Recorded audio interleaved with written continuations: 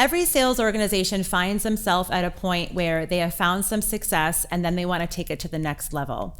In this video series here, we're going to be talking with the owners of Leading Edge and sort of what got them to the point where they realized that they couldn't scale by sales alone and had to dig into their leadership.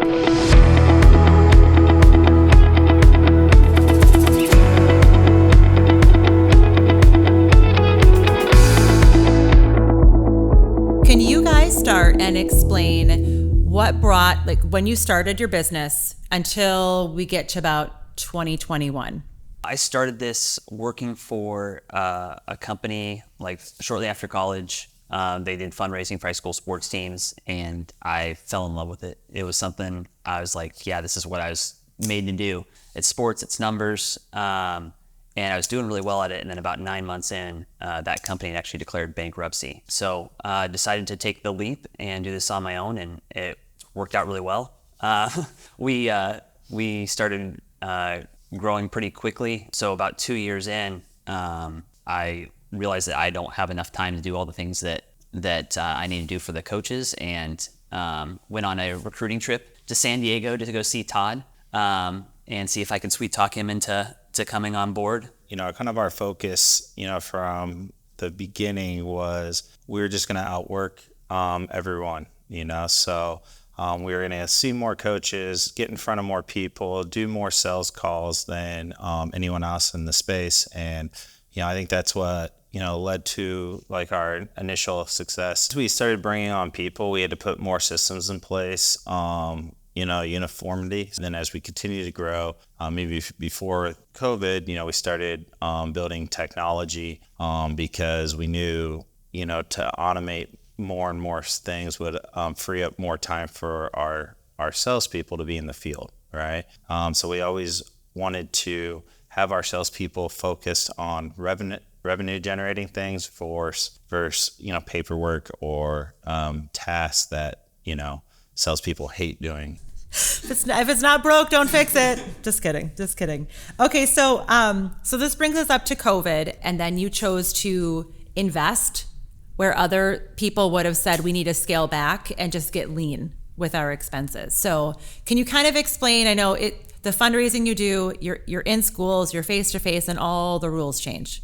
We were actually training here in Cedar Rapids a new group of people getting ready to go into the field, and I remember one of the reps was a Maryland rep that we were training, and the Friday that we started to go and talk to everybody and set up meetings, the schools were shutting down like dominoes, one after another. 8 o'clock, 9 o'clock, 10 o'clock. There were more and more high schools. We're like, well, let's just start calling in West Virginia because they were still open. Like, we'll figure this out. And then shortly after that, we could see the writing on the wall that this was going to be something that was a little bit longer term. And that had a major impact on our business. The government shutdown, that was devastating to us. We had a really good group of people that were in our company that really saved our butts. Yeah, we had set ourselves up as a company like, we didn't have a lot of debt, a lot of liability, a lot of overhead before COVID.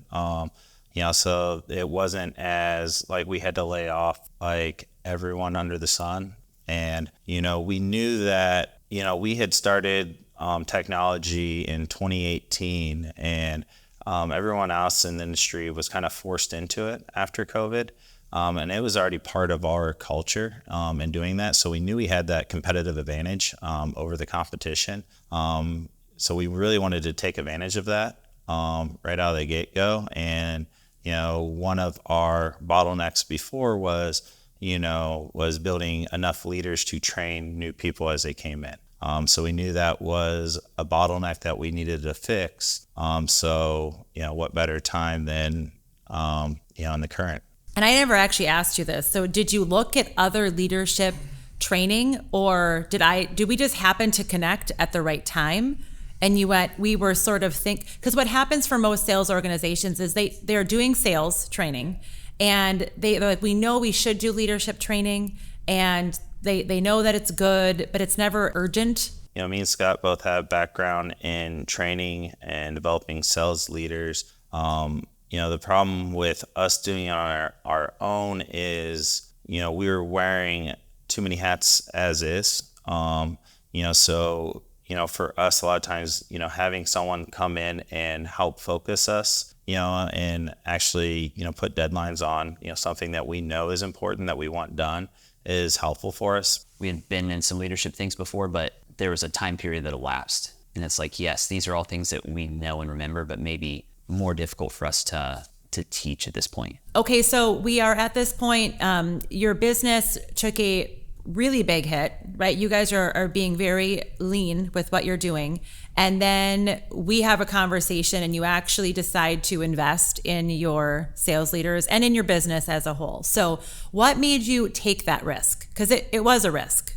I think for me personally, just knowing, having faith in what we do and what we had in the marketplace, and knowing that, we had some solid people that needed training. And it's good to get that training from outside too, because it's another voice echoing, maybe not exactly what you echo, but like along those lines. Yeah, it's nice to have someone else come in too. And also, we didn't really have any kind of formal training. And we knew that was something that we did. We had done a really good job on the sales training part, and we could bring people in and show them how to do it. And we were seeing success that way. It's just we needed to figure out how to scale up. And I was trying to get on YouTube University to see different ways that we can do that.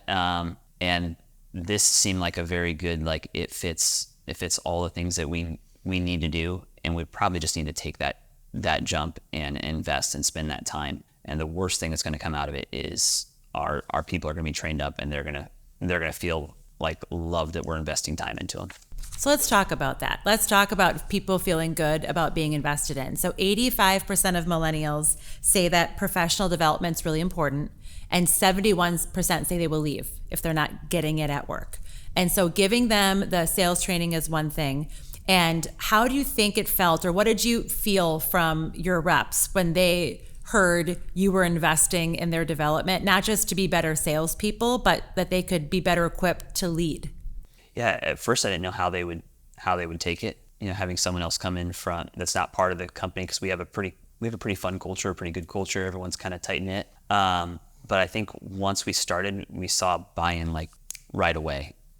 Everyone's like, yes, this is something that we need. And I think they are very, very appreciative coming into it. Yeah, absolutely. And I think just, obviously when we went through your leadership, it was great for those guys to learn about being a leader, because we had people in leadership that really had no formal leadership training, and we saw that in production. But then, even people that didn't step immediately into leadership, learned a lot on just organize, because to be a leader, you have to be organized, because, now your time is split, and, time management can be an issue for salespeople, because it's, next client, next person, next up mentality. And, if you're not organized with that, you can waste a lot of time. Do you think that an organization, or your organization, could have scaled the way that it has without leadership development? No, not in the same way. I think looking back at the past, if we were growing at a 20% rate, we were pretty happy about that. In our first year doing this, after we did this, it was 40% growth, and that was just the first year. So I don't think we could have scaled that way. I think there were too many bottlenecks, and there was a lot of bottlenecks that we didn't even realize that were there going into it. But going through this as a group, it was like everybody was kind of putting their heads together and realizing okay, this is what we need to do. And there's some things on them, there's some things on us, there's a lot of things on us. So 80% of sales leaders in our Leaderboard to Leadership survey said they got zero training once they got promoted. And most people think sales leaders should get training. And so if an organization is going to offer it, they offer it, but a lot of them don't. So then sales leaders will hire an external coach, which are great, right? External coaches. But I think that leadership's a team sport. Sales can be an individual sport, but I think leadership's a team sport. And I remember sort of the power of when you put your heads together and some of the stuff that happened. But what do you think was the difference between individual leaders getting training versus all doing this together? I think a big thing was, it's not just our company, it's everybody's company. They have to work in it, they have to be in it. And they had just as much say during that training as we did. And we really leaned in and listened to them. They were in the field just as much as we were at the time. So I think there was a lot of unity. There was a really good core that came out of that, and they wanted to protect what they had, if that makes sense. Yeah, and then I think we just built even better team aspect too. Coming out of it, because the leaders had a vision on what they were doing. They created their own teams within the company and kind of created different competitions and made it fun versus solo aspects out there. So everyone kind of never felt alone, even though being a salesperson on a day-to-day can be lonely. You've already mentioned this, but you had a really good culture, and you were hiring great people, and people really felt part of the team. But one thing I know, Scott, you had said is we want to keep a piece of who we are as we get bigger. Did this program help you bring any more clarity to that, or maybe help the other leaders sort of, because we talked about a lot of that, of setting a culture and the vision and the goals and sort of the system that would set the rules of engagement. They wanted that to continue on, so we felt very, very protective of what we had. And also, Todd and I knew that as we were going through this, that we couldn't be all the places and have our hands in every single thing. So we were going to have to trust these guys and these leaders as they're coming in with the next round and protecting that culture and everything. And there was a lot of buy-in to that, because we have a fun job and we enjoy what we do, and we want to make sure we're enjoying what we want to do. We don't want to be a prisoner in our own company. Culture gets developed in those leaders even more during that leadership training. And then, it's not just coming from a few people, then there's more people promoting that on a daily basis when they're interacting with those. Because obviously during an initial, sales school, when someone starts, they can pick up on parts of the culture, but really as we get together in regional meetings, weekly phone calls, or, our monthly sales calls as a team, weekly is with our leaders, our national meeting as a company, we kind of are able to get together and kind of ingrain that culture, throughout the year.